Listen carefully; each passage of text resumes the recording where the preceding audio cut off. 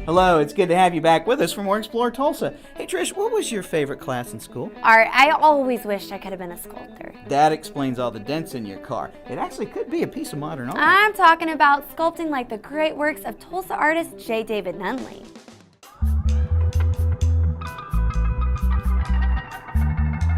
And when I was a child in grade school, I loved to draw cartoons primarily. And the first time I realized I might be good is that I drew a horse in grade school, in the 5th grade, I think.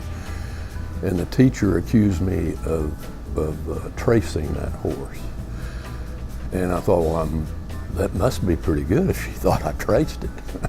So she made me go up to the blackboard and actually draw a horse's head and ear to prove to the class that I didn't plagiarize that.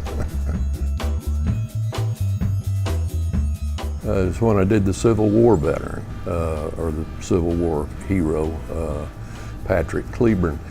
And when I posed him, I had to visually think about, well, what's he doing besides just standing there? And so I posed him on the last day of his life, right prior to his last battle. And I knew what he did, and I knew, who he talked to, and the little hill that he was standing on. And so when I did the sculpture, I actually envisioned that I was there with him. And then you have to have props, well, what is, like I did Jack Zink. Well, I couldn't have a race car next to him, So I had to talk to his family and say, well, what else did he do? And he loved to shoot traps and hunt quail and things.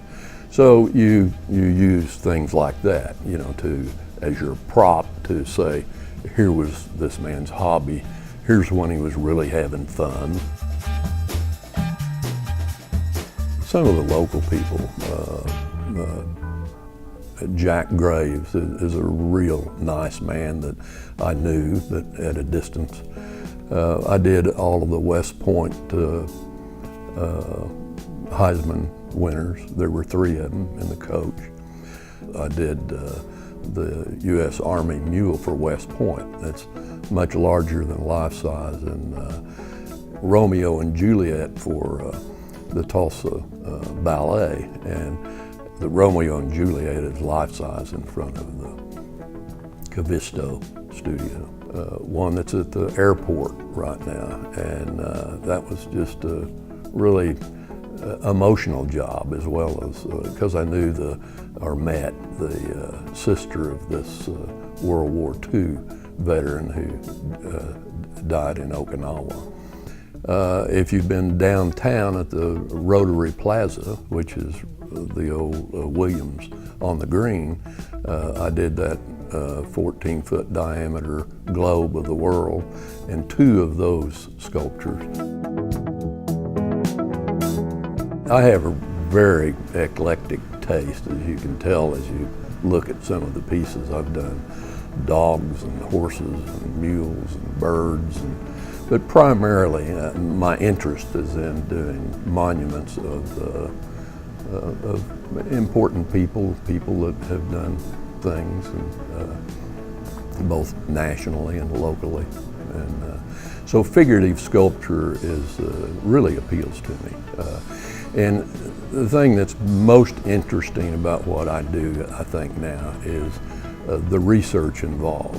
I love to, like I did an Indian, and I, studied the Indian history. I did Civil War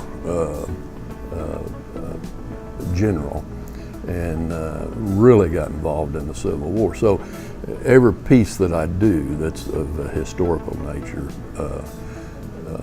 it's fun to do the research. I do things now in terms of research that I just found distasteful when I was in school.